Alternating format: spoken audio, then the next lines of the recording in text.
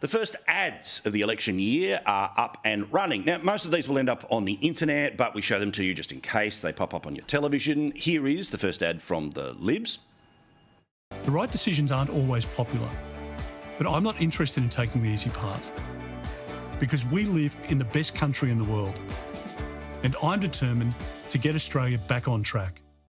And today, the first ads from the Labor Party, and they are going full attack.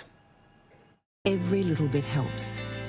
But look who was opposed to every single one of them. Whichever way you look at it, you'll be worse off under Dutton. This makes my blood boil. And because they're in first, then any attempt to use any form of that language will be considered copycat. The idea, don't vote for the other guy because it's going to be worse, right? Now, we remember this was a failing way of running an election 3 years ago with not easy under Albanese. But things have got worse on his watch. Oh, well, potentially they're ever so slightly better. Mate, look at the scoreboard, okay? 12 interest rate rises on their watch. Living standards that are back to the 1940s, 1949 specifically. The value of the Australian dollar in trouble. 3.4 million people who don't know where their food is coming from each and every week. That's food insecurity. Not to mention record homelessness. Throw on top of that how expensive the rental market is, how few properties there are in the rental market, yet this government is the one who has decided to bring in more than 1 million people to every single one of those lines. What absolute garbage for the government to be arguing that despite the fact that their promise was, and I love how no one's going to ever hold them to account for this, I will. Their promise was 2022 cost of living lower under a Labor government. That was their promise. That's before they came in. Instead, all of it worse. Oh, but don't get rid of us because the other guy will make it even worse.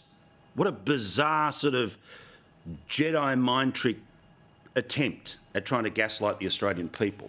The reason I show you those ads is because obviously in a couple of minutes we're going to have a chat with the lads to have a look at the state of the race, the state of the ads, what message is potentially out there to move the people that are kind of soft, the undecideds, which depending on a poll could be 5% or it could be 30%, all of that up for grabs. But the reality is that Australia, as a federal government, despite the fact it is taking on more revenue than it's ever taken on before, number one source of that revenue, you, the person who is the pay-as-you-go taxpayer, they pay collectively more than the entirety of company tax, the multiples of the entirety of the amount of money out of the GST. And as a result of decisions that have been made by this government, they have locked in a deal where they will be spending more than the money that they will be taking in.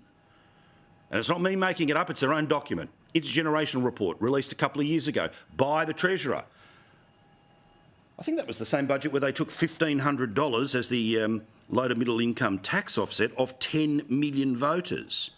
Oh, but, cost of living, total focus. That's the one where budget deficits from now for the next 40 years, have a look, the next 40 years. That is the expectation. Oh, well, it gets ever so slightly better, and then it gets really bad. You know the deal here, right? There's only so many times you can put money into the Never Never. Well, this is the Never Never, kids. And this is the stuff that's just in the budget, let alone the tens of billions of dollars that's being invested off budget. So there is pressure on the opposition, not just to make the most of this politically, and they are generally hovering around the right spot, which is they need to rein in how much money is being spent by the federal government. Now, of course, this will be instantly interpreted in the way the Labor Party always does, which is, look, I'm going to give you $1 now, but I promise to give you 10 in 5 years' time. And then the Libs come in and say, OK, you can keep your $1, but we're not going to give you 10 in 5 years' time. Cut! A $9 cut is on its way to money you've never got. It's just a made-up promise from a politician into the Never Never. Well, Peter Dutton, talking about spending, did so today, again, on taxpayer telly. If we find wasteful spending, our intent is to cut it, and that will result in, obviously, an overall reduction in government expenditure. And if you're saving $24 billion plus over the forward estimates with the public servants, that's money that you can either use to pay off debt or you can use to put downward pressure on inflation. Now, that said, Those of us that would like this fight to be as close as possible, coming down to the last counting on the night in Western Australia to decide exactly what type of government we're going to get. Is it going to be Team Red with a majority, Team Red with a minority, Team Blue with a minority, Team Blue with a majority? There are predictions out there for all of those options. The bookies think that that will end up going Team Blue's way, but they decided to not name a huge amount of specifics about the areas that they are going to pull back on. Why? Because they want to avoid this cut stuff that the Labor Party is expecting to launch as its attack on the alternative Prime Minister. The problem is, when you say this... We need to sit down and look through an ERC process, which would be the normal course of things. We'll do that in government. Everything will be interpreted by the Labor Party as being on the table. Remember the nonsense they did with Mediscare. The entire actual factual basis of Mediscare was that an option had been written down on paper by the bureaucrats about some back office staff and efficiencies. Oh, no, that's privatising. They had a whole election campaign about it. Imagine what they might be able to do with a verbal blank cheque that's being suggested there.